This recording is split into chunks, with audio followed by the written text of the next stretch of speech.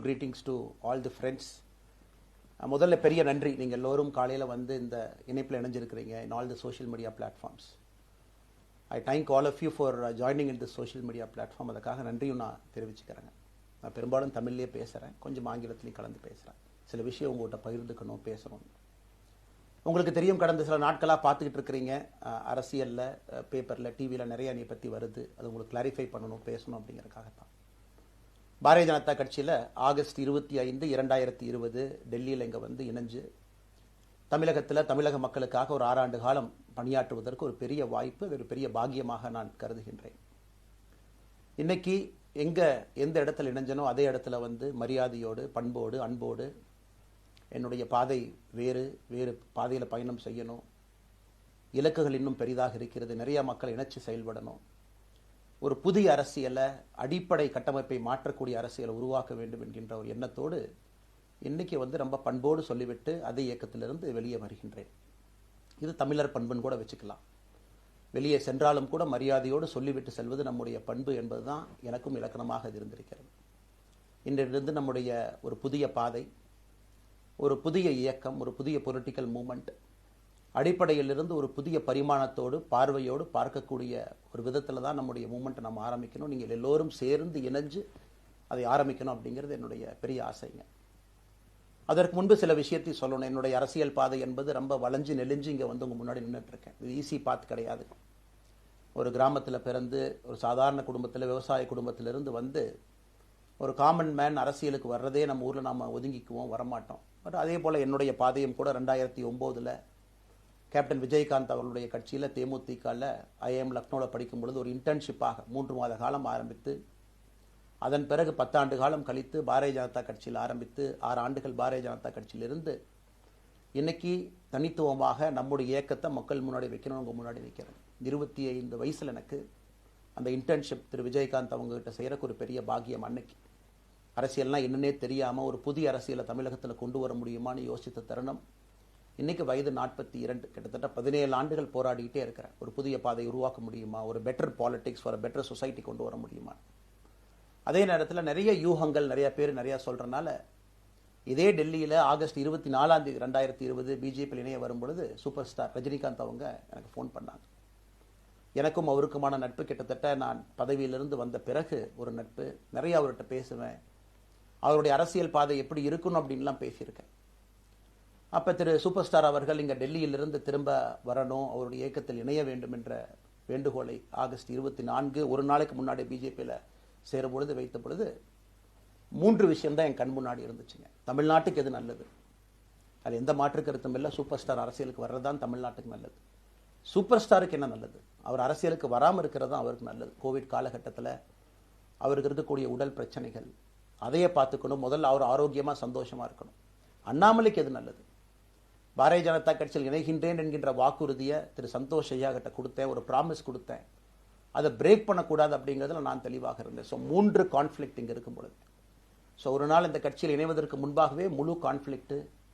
அன்னைக்கே ரஜினிகாந்த் ஐயா பேசி அந்த ஃபோன் காலுக்கு முதல் முறையாக மறுத்து, ஐயா மன்னிச்சுக்கங்க, என்னால் வர முடியாது என்று சொல்லி பாரதிய ஜனதா கட்சியில் அடுத்த நாள் இணைத்துக் கொண்டேன். அதன் பிறகு சூப்பர் ஸ்டார் அவங்களை பார்த்து மன்னிப்பு கேட்டேன். அவரும் பெருந்தன்மையாக அவருடைய அரசியல் பாதையை அவரும் பெருந்தன்மையாக அடுத்து தீர்மானித்தார். எதுக்கு இதை நான் சொல்கிறேன் அப்படின்னாங்க, சில யூகங்களுக்கெல்லாம் இன்று முற்றுப்புள்ளி வைக்க வேண்டும் என்பதற்காக மட்டும்தான் இதை நான் சொல்கிறேங்க, வேறு எந்த காரணமும் கிடையாது. இன்றைக்கும் சூப்பர் ஸ்டார் அவர்கள் மீது பெரும் மதிப்பும் மரியாதையும் வைத்திருக்கக்கூடிய மனிதன் நான். அதே நேரத்தில் பாரதிய ஜனதா கட்சியை பொறுத்தவரை இந்த 6 ஆண்டு காலத்தில் எப்பொழுதும் ஒரு விஷயத்தை விட்டுக் கொடுத்தது கிடையாது. தமிழ்நாட்டினுடைய அடையாளத்தை விட்டுக் கொடுத்தது கிடையாது, மண்ணை விட்டுக் கொடுத்தது கிடையாது, கலாச்சார பாரம்பரியத்தை விட்டுக் கொடுத்தது கிடையாது, நம்முடைய நீரை விட்டுக் கொடுத்தது கிடையாது. நிறைய பேர் எங்கிட்ட கேட்பாங்க, குறிப்பாக இந்த பகுதி இந்தியாவில் வரும்பொழுது, அண்ணாமலை நீங்கள் தமிழனா இந்தியனா அப்படின்னு கேட்பாங்க. இது எனக்கு ஒரு பெரிய கான்ஃப்ளிக்டிங் கொடுக்கக்கூடிய ஒரு விஷயம். Are you a Tamilian, are you an Indian அப்படின்னு. தமிழ்நாட்டில் என்னுடைய அப்பாவோ அம்மாவோ, என்னோட அம்மா தமிழ்நாட்டை தாண்டி வெளியே வந்ததே கிடையாதுங்க. தமிழ்நாட்டில் மட்டும்தான் இருந்திருக்கிறாங்க. என்னுடைய பாரம்பரியம் எல்லாமே. அப்பா ஒரு முறை தமிழ்நாட்டுக்கு வெளியே சின்ன வயசில் வந்துட்டு போயிருக்கிறாங்க. அங்கேயே ஆண்டு காலமாக இருந்து விவசாயம் செய்யக்கூடிய குடும்பம். எனக்கு முதல் வாய்ப்பு தமிழ்நாட்டை விட்டு வெளியே வந்து லக்னோவில் படிக்கிறதுக்கு, அதன் பிறகு டெல்லியில் இருப்பதற்கு, ஹைதராபாத்தில் 2 ஆண்டு காலம் ட்ரைனிங்கில் இருப்பதற்கு, அதன் பிறகு கர்நாடகாவில் 8-9 ஆண்டு காலம் ஐபிஎஸ் அதிகாரியாக பணி செய்வதற்கு. ஸோ இந்தியா முழுவதுமே கிட்டத்தட்ட அந்த 10-15 ஆண்டுகள் சுற்றிவிட்டேன். அதனால் நான் எப்போதுமே சொல்வேன், நான் ஒரு பெருமை மிகுந்த இந்தியன் ஒரு பாரம்பரிய தமிழன் என்கின்ற அடையாளத்தோடு எல்லாத்துக்கிட்டையுமே சொல்லுவேன். அது இந்த கான்ஃப்ளிக்ட் சில பேருக்கு ஒரு எட்டர்னல் கான்ஃப்ளிக்ட் ஆச்சு. இன்னைக்கு தமிழ்நாட்டினுடைய அரசியலும் கூட ஒரு பெருமை மிகுந்த தமிழனா இருக்கணும் அப்படின்னா நான் ஒரு இந்தியன் என்று சொல்ல வேண்டிய அவசியம் இல்லை அப்படின்னு நிறைய கட்சிகள் அங்கே இருக்கிறாங்க. நான் எப்பொழுதுமே தொடர்ந்து சொல்லிக் கொண்டிருப்பது இந்தியன் என்கின்ற அடையாளத்தோடு ஒரு பெருமை மிகுந்த தமிழனாகத்தான் எல்லா இடத்துலையும் இருக்கிறேன். அப்படித்தான் இந்த இயக்கத்திலும் இருக்கணும். நாம் ஆரம்பிக்கக்கூடிய இந்த இயக்கத்தில் உங்களோடு பயணம் செய்யணும். தமிழ்நாட்டினுடைய எந்த பிரச்சனையும் கூட முன்னிறுத்தி சமரசம் இல்லாத நம்முடைய தமிழ்நாட்டினுடைய வளர்ச்சியை நாம் எல்லோரும் கொண்டு போகணும். எத்தனையோ பிரச்சனைகள். நான் பாரதிய ஜனதா கட்சியில் இணைந்த பிறகு எல்லா தலைவர்களும் பெரும் ஒத்துழைப்பு தான். இருந்தும் தனியாக போகணும், உள்ளாட்சி தேர்தலில் தனியாக போகணும், தமிழ்நாட்டினுடைய அடையாளத்தோடு பாரதிய ஜனதா கட்சி இருக்கணும். தமிழ்நாட்டினுடைய அடையாளம் மிக முக்கியம் என்பதற்காகத்தான் அன்னைக்கு தலைவர் திரு ஜே.பி. நட்டா அவர்கள் நிறைய பேர்த்துக்கிட்ட பேசி நாம உள்ளாட்சி தேர்தல் தனியாக போகணும், அதே போல தான் லோக்சபா தனியாக போகணும். ஏதோ தனிப்பட்ட முறையில் எனக்கும் இன்னொரு கட்சிக்கும் பிரச்சனை இல்லைங்க. பாரதிய ஜனதா கட்சி ஒரு தமிழர் அடையாளத்தோடு களத்தில் இருந்தால் மட்டும்தான் அது தமிழர் நலத்தை முன்னிறுத்தக்கூடிய கட்சியாக இந்திய அடையாளத்தோடு இருக்க முடியும் என்கின்ற ஒற்றை நம்பிக்கை மட்டும்தான்.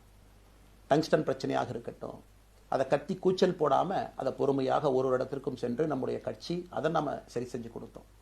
மீத்தேன் ஹைட்ரோ கார்பன் திட்டமாக இருக்கட்டும், நிலக்கரி சுரங்கம் திட்டமாக இருக்கட்டும், எதாக இருந்தாலும் கூட, ஏன் மேகதாத்து அணையில் என்னைக்கு கர்நாடகாவில் எப்படி டி.கே. சிவகுமார் அவர்கள் சொல்றாங்களோ அன்னைக்கு நாங்கள் அணை கட்டியே தீர்வோம் என்று சொன்ன பொழுது தமிழ்நாட்டினுடைய பாரதிய ஜனதா கட்சி கர்நாடகாவில் ஆட்சியில் இருந்த நம்முடைய பாரதிய ஜனதா கட்சியை அன்னைக்கு எதிர்த்து நாம உண்ணாவிரதம் தஞ்சாவூரில் இருந்தோம். எப்பொழுதும் எந்த உரிமையும் விட்டு கொடுக்கல. அதே நேரத்தில் அந்த கான்ஃப்ளிக்டை பொறுத்த வரைக்கும் கத்தி கூச்சல் போட வேண்டும் என்கின்ற அவசியம் இல்லை. பொறுமையாக பாந்தவியமா பேசி நம்ம உரிமையை விட்டு கொடுக்காம செயலாற்ற முடியும் என்பதை ஒரு நாளும் கூட எனக்கு கிடைத்த பொறுப்புகளில் உங்களுக்கு நான் அதை காட்டிக்கிட்டே தான் வந்திருக்கேன். அதனால் இன்னைக்கு திரு மோடி ஐயா அவர்கள் மீது மிகப்பெரிய ஒரு மரியாதை வைத்திருக்கக்கூடிய மனிதன், நாட்டினுடைய பிரதமர், இந்த நாட்டை பாதுகாத்து கொண்டிருக்கக்கூடிய மனிதர். ஆனால் ஒரு லெவல் வரும் பொழுதுங்க, இந்த சின்ன சின்ன பிரச்சனைகள் அப்படியே சேர்ந்து வரும் பொழுது தொடர்ந்து நாமும் அவர்களுக்கு பிரச்சனையாக இருக்கக்கூடாது. ஒரு பிரச்சனையை எடுத்துட்டு போய் இங்கே பாருங்க இந்த பிரச்சனை, இந்த பாருங்க இந்த பிரச்சனை, இந்த பாருங்க அந்த பிரச்சனை, ஒரு அளவுக்கு தாங்க நம்ம சொல்ல முடியும். அதனால தான் பொறுமையாக பாரதிய ஜனதா கட்சியினுடைய முக்கிய தலைவர்களை பார்த்து மிக பொறுமையாக, இது இன்னைக்கு கான்வர்சேஷன் 3 நாளாக நடக்கலைங்க.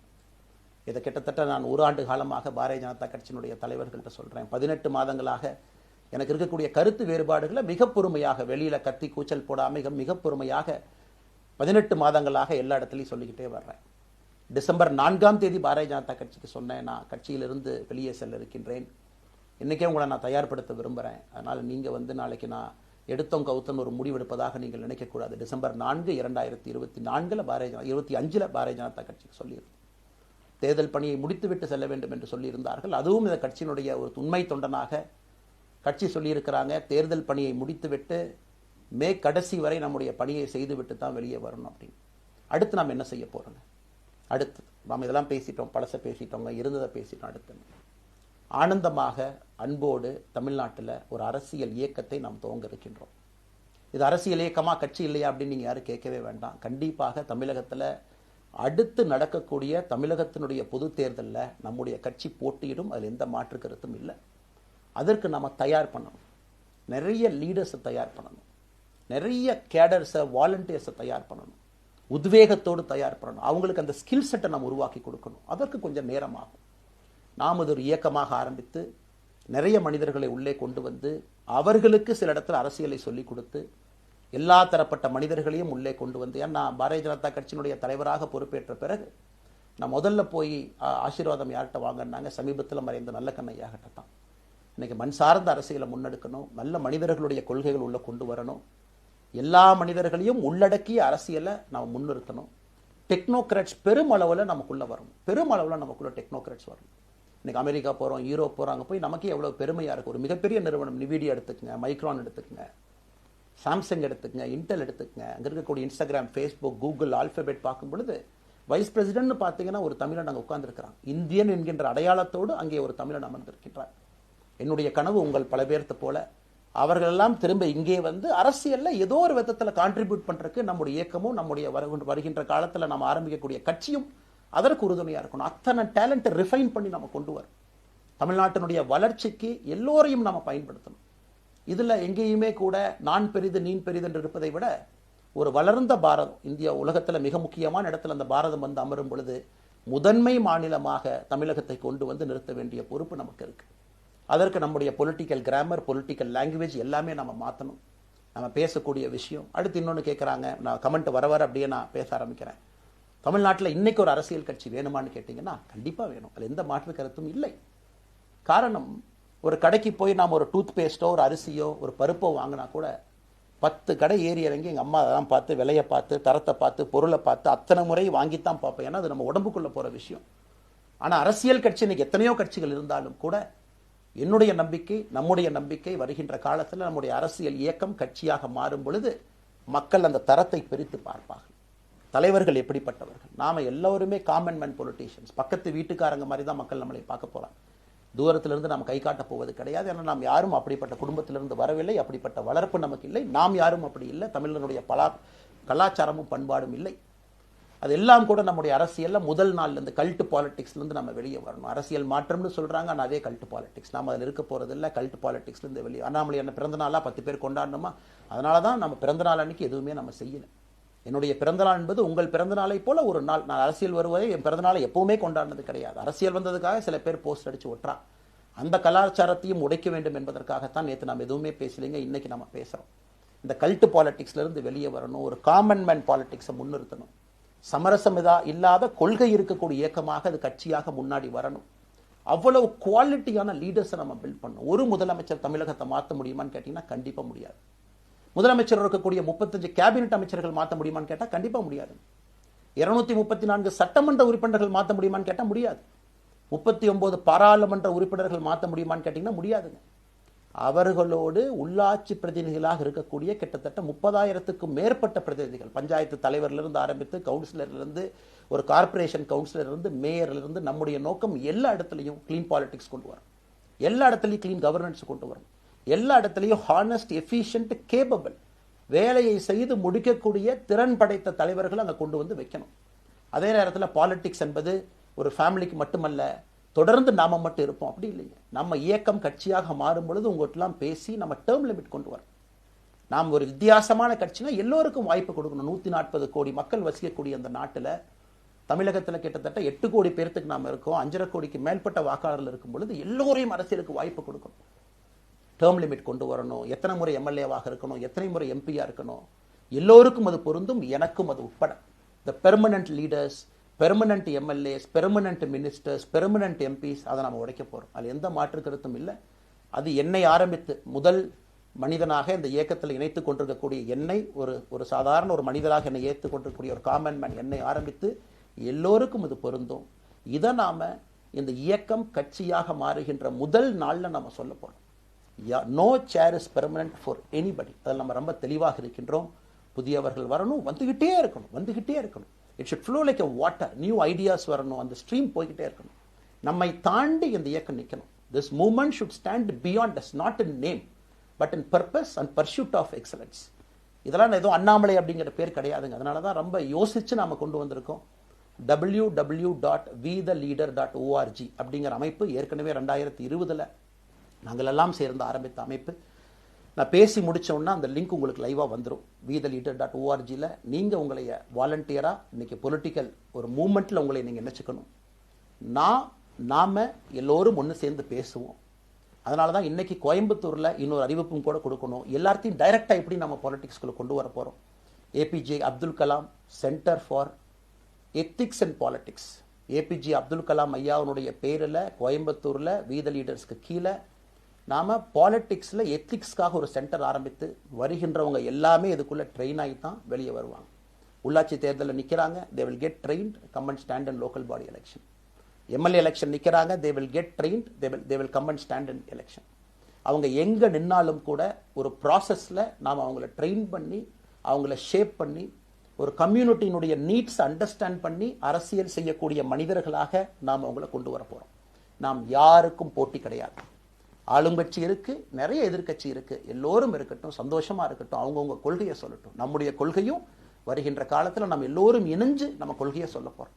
இன்னைக்கு நான் ஏபிஜே அப்துல் கலாம் ஐயா அப்படிங்கிற பேரை உங்க முன்னாடி சொன்னதுக்கான காரணம் என்னன்னா, அவரை நான் மாணவனா பார்த்திருக்கிறேன், ஐபிஎஸ் அதிகாரியா பார்த்திருக்கிறேன், கேள்விகள் கேட்டிருக்கேன், லைவா அவர் பேசினதை கேட்டிருக்கேன். அவர் சொன்ன அத்தனை கான்செப்ட் இன்னைக்கு நமக்கு எப்ப பொருந்தோம், இன்னைக்கு பொருந்தும். எப்பவோ சொன்னார் விஷன் 2020, எப்ப சொன்னாருங்க 2020. நம்ம 2020 2000 சொன்னார். நாம அந்த கோல் போஸ்ட் அப்படியே மாத்திட்டோம். அது மட்டும் இல்லை, அன்னைக்கு சொன்னாரு கிராமப்புறத்திலிருந்து நகரத்துக்கு யாரும் போகக்கூடாதுன்னா புறா providing urban amenities and rural areas, கிராமப்புறத்தில் அவ்வளவு ஃபெசிலிட்டியை கொண்டு வரணும். அது எல்லாம் கூட இன்னைக்கு யாருக்கு பொருந்ததோ இல்லையோ நம்முடைய சமுதாயத்துக்கு பொருந்தும். அவ்வளோ விஷயங்கள் சொல்லியிருக்கக்கூடிய ஏபிஜே அப்துல் கலாம் ஐயா நமக்கு மிக முக்கியமானவர். அவருடைய கருத்தியல் நமக்கு மிக மிக முக்கியமானது.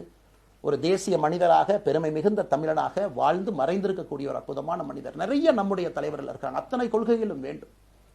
ஒரு ஐடியாலஜி பார்த்தீங்கன்னா ரைசஸ் அண்ட் ஃபால்ஸ். எந்த ஐடியாலஜியும் பெர்மனன்ட் நான் பிடிச்சிருப்பேன். கம்யூனிசம் 100 ஆண்டுகளுக்கு முன்பு எப்படி இருந்த ideology, for right movements, for left movement, centrist movement, liberal movement, ஒரு அரசியல் சரித்திரத்தை பார்க்கும் பொழுது அந்த ஐடியாலஜி தன்னைத்தானே மாற்றிக்கொள்ளவில்லை என்றால், அடுத்த தலைமுறைக்கு தேவையான வசதியை செய்து கொடுக்கவில்லை என்றால், அது எந்த ஐடியாலஜியாக இருந்தாலும் அது அழியும் என்பதுதான் காலத்தினுடைய கட்டாயம். நம்ம பார்த்துக்கிட்டு இருக்கோம். நாம் அதை தாண்டி நிற்கணும். நம்ம மூமெண்ட் அதையெல்லாம் தாண்டி மக்கள்கிட்ட நிற்கணும். இத்தனை பேர்த்த நம்ம எடுத்துட்டு போகணும். பெரிய ரிஸ்க் தாங்க, இது சாதாரண வேலை இல்லை. நம்ம எல்லோருமே மிடில் கிளாஸ் தான், காமன் பீப்புள் தான். நமக்கு ஒரு பெடிகிரி கிடையாது, பிஸ்னஸ் நம்ம அதில் பெருசாக அதுலேருந்து வரல, நமக்கு ஒரு ஸ்டார் வேல்யூ கிடையாது, ஒரு பெரிய பாரம்பரியமான அரசியல் கட்சி ஆரம்பித்து நம்ம கையில் யாரும் தூக்கி கொடுக்கல. நாம் எல்லோரும் கஷ்டப்பட்டு ஒரு படியாக தான் அந்த மூமெண்ட்டை கொண்டு போகணும். அதனால் என்னோடு வர நினைக்கக்கூடிய எல்லோருக்கும் என்னுடைய அன்பு வேண்டுகோள், கொஞ்சம் பொறுமை, கொஞ்சம் நிதானம்.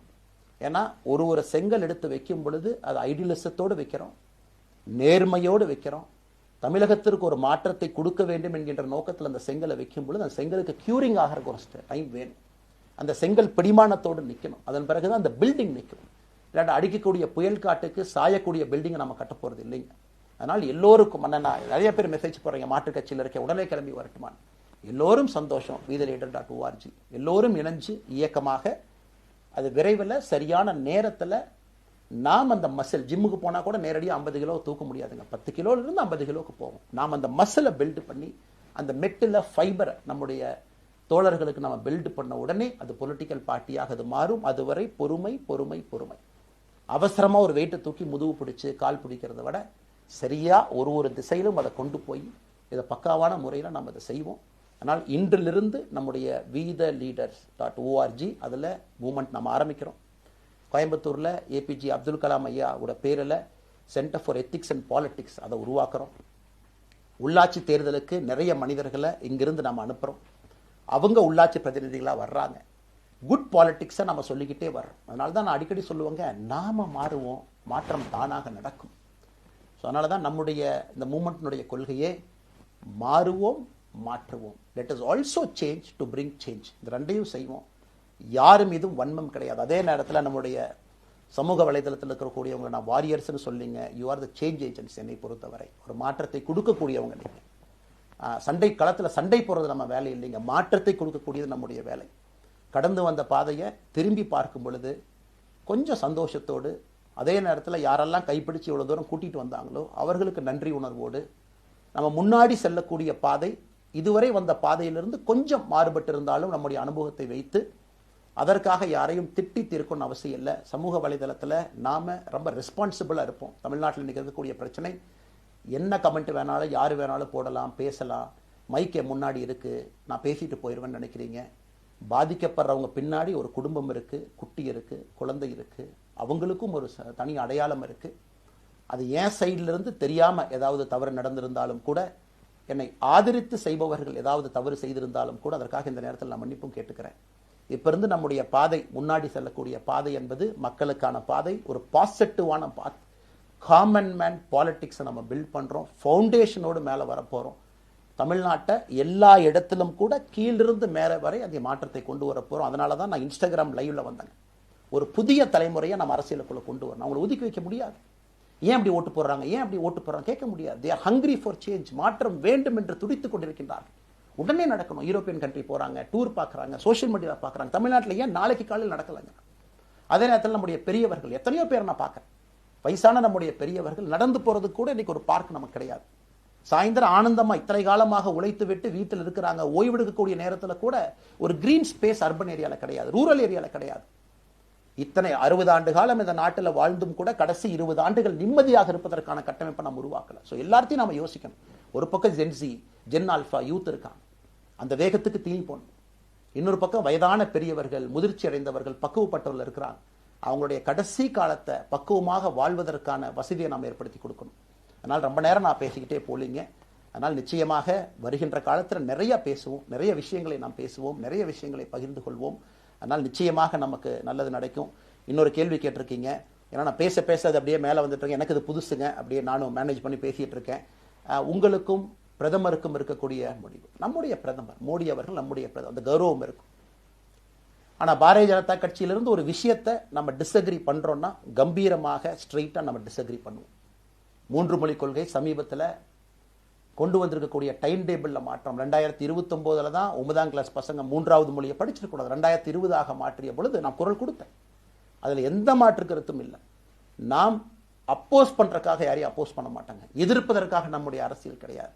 எப்படி திமுகவை பார்க்கின்றோமோ, எப்படி அதிமுகவை பார்க்கின்றோமோ, எப்படி டிவிகேவை பார்க்குறோமோ, எப்படி அண்ணன் சீமான் அவர்களை பார்க்குறோமோ, எப்படி அண்ணன் அன்புமணி அவர்களை பார்க்குறோமோ, எப்படி இங்கே இருக்கக்கூடிய எல்லா தலைவர்கள், அண்ணன் ஜி.கே. வாசன் அவர்கள், ஏசி சண்முகம் அவர்கள், பாரிவேந்தர் அவர்கள், ஜான் பாண்டியன் அவர்கள், எல்லா கிருஷ்ணசாமி ஐயா அவர்கள், ஐயா வைகோ அவர்கள், அம்மா பிரேமலதா அவர்கள், எல்லா தமிழகத்தில் இருக்கக்கூடிய எல்லா அரசியல் கட்சியினுடைய தலைவர்கள் எப்படி பார்க்கிறோமோ அப்படித்தான் நான் பாரதிய ஜனதா கட்சியை பார்ப்பேன். அதற்காக நம்ம போய் ஒரு வன்மமோ எதுவும் கிடையாது.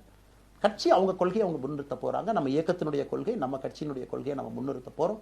யாருக்கும் நாம் போட்டி கிடையாது. மக்கள் முன்னாடி தரம் பார்த்து மக்கள் நம்மை தேர்ந்தெடுப்பார்கள் என்கின்ற நம்பிக்கையோடு மக்கள் முன்னாடி நம்ம நிற்கிறோம்.